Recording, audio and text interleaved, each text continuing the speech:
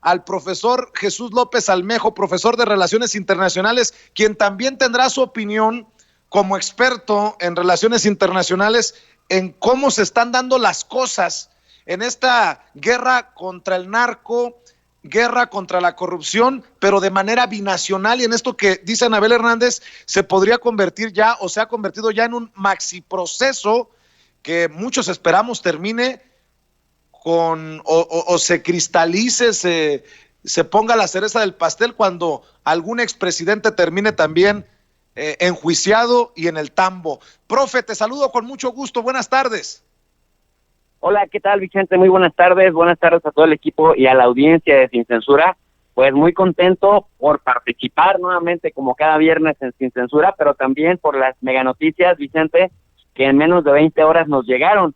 Primero lo del Tribunal Electoral del Poder Judicial de la Federación, que le dice al Borolas que México Libre no va, y por lo tanto, ahora sí México será libre, pero del Borolas.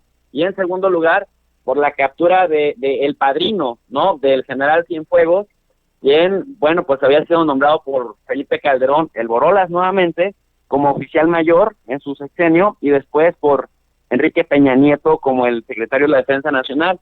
Estamos hablando entonces, Vicente, del general bisagra del narcotráfico, de esto que el presidente López Obrador hoy llamó narcogobierno, retractándose un poco de lo que dijo anteriormente que era un narcoestado, ahora menciona que es un narcogobierno. Y si te parece, Vicente, quisiera hablarte de las diferencias. Adelante, profe, pero antes déjame agradecerle a las casi 50,000 personas que nos están viendo y escuchando en Sin Censura, tanto en nuestros dos canales en YouTube como en nuestra página de Facebook. A la gente que nos ve y nos escucha en Sin Censura TV y en Sin Censura Media, le pido que si aún no lo ha hecho, se suscriba a estos dos canales y nos ayude a seguir creciendo. Lo mismo le pido a la gente que nos está viendo en Noticiero Sin Censura en Facebook que le dé like. En el caso de YouTube, le pido también que le dé clic al dedito hacia arriba, que nos ayuden dándole clic al pulgar hacia arriba, solamente así a punta de likes, que no cuestan absolutamente nada. Le vamos a exigir a YouTube que no esconda nuestro contenido y que siga ofreciendo esa transmisión en vivo y en directo para más personas. Mi querido profe, ahora sí hablemos de esas diferencias. Pues mira, querido Vicente, el presidente López Obrador había dicho en algún momento que México había sido en los sexenios de los neoliberales un narcoestado, y en días pasados en la mañanera me parece que hoy lo volvió a reiterar que se había equivocado, que México no era un narcoestado sino un narcogobierno. ¿Cuál es la diferencia? Porque hay una diferencia sustancial. Si habláramos de un narcoestado, estaríamos hablando de que incluso constitucionalmente las cosas estarían para servirle al narcotráfico, para facilitar las cosas, para crear condiciones, para consolidarlo. Sin embargo, me parece muy acertado que el mismo presidente haya dicho, no estamos en un narcoestado, sino de un narcogobierno, porque la diferencia entre los estados y los gobiernos es que los estados son perennes o son permanentes, mientras que los gobiernos se conforman de los grupos de ciertas élites que van llegando a dirigir el estado temporalmente. En México se hace cada sexenio, en Estados Unidos, sobre todo en el Poder Judicial, en el Poder Ejecutivo, se hace cada cuatrienio. Entonces, para que la gente diferencie lo que es el Estado de lo que son los gobiernos, esa sería la diferencia, la perenidad, el tiempo, la temporalidad. Entonces, me parece muy acertado que haya dicho, no, estamos en un narco gobierno, porque efectivamente no todos nuestros gobiernos fueron ni narcos, ni apoyaron al narcotráfico, ni crearon las condiciones para que se consolidara el narcotráfico, sino algunos miembros de esos grupos que llegaron a gobernar, como en este caso, bueno, se habla, lo decía Gerardo Fernández Noroña muy acertadamente hace unos momentos, de que desde Díaz Ordaz, desde gente que trabajaba para la CIA, ¿no? El mismo Adolfo López Mateo se dice que también formaba parte, Luis Echeverría, pero en la época, digamos, de Carlos Salinas de Gortari, es donde más empezó a vincular al narco con el Estado mexicano. ¿Te acuerdas aquellos magnicidios que hubo en el sexenio de Salinas de Gortari y después con Ernesto Zedillo? Pues se hablaba justamente de la penetración que tenía el narco del Estado mexicano. Entonces, yo recuerdo también otra cosa muy importante que decía el presidente Andrés Manuel López Obrador cuando era candidato, querido Vicente. Decía, es que los narcos sí son un peligro para México, pero son niños de pecho en comparación con los delincuentes de cuello blanco. Y ahora lo estamos viendo.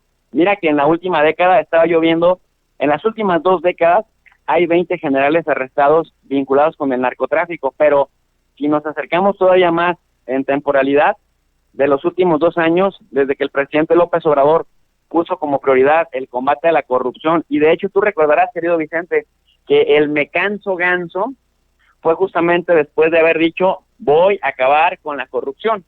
Por ahí los chayoteros luego salieron a decir que para el presidente, que ponía toda su confianza en los militares, porque los militares no eran corruptos, y que ahora pues la captura del general Cienfuegos era una prueba de que también había corruptos entre los militares, se les olvida decir a esos periodistas chayoteros que el director de la DEA, el jefe de la DEA, estuvo en México días antes, y que en la política no hay casualidades.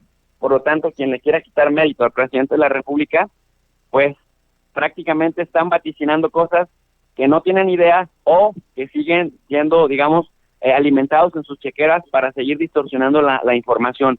En ese sentido, Profe, algo bien importante entre lo que dicen los chayoteros y lo que se da en la realidad, es que la realidad y el tiempo los ponen en su lugar, querido Vicente. Y una cosa muy importante también, cuando hablamos de que los narcos eran niños de pecho, según lo decía el mismo presidente López Obrador, en comparación de los delincuentes de cuello blanco, tenemos que, mira, pues Genaro García Luna, Beitia, el superfiscal de Nayarit, que fue el terror de ese estado, un criminal a todas luces, que se robaba las propiedades de la gente y que además secuestraba, mandaba a matar, solitos cayeron en Estados Unidos por su propio pie. Ni siquiera Estados Unidos tuvo que girar orden de captura, ni siquiera tuvo que venir por ellos, solitos.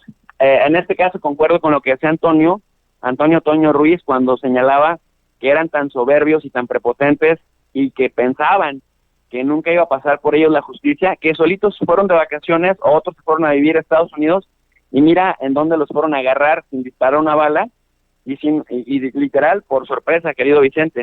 Por lo tanto, sí me parece muy importante estas señales que se están dando y esta colaboración que se están dando entre los dos gobiernos para ir puliendo la corrupción de este lado de la República. Yo esperaría, querido Vicente, que también se hiciera un esfuerzo por pulir estas estructuras del otro lado de la frontera, ¿no? Allá en Estados Unidos. profe John Ackerman, el doctor John Ackerman,